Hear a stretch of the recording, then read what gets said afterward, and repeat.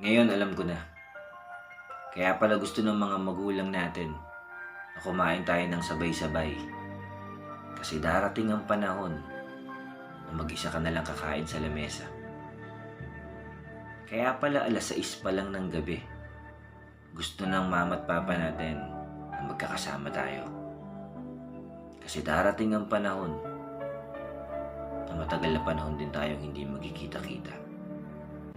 Ngayon alam ko na kung bakit hinahayaan lang tayo kumain ng matatamis noon.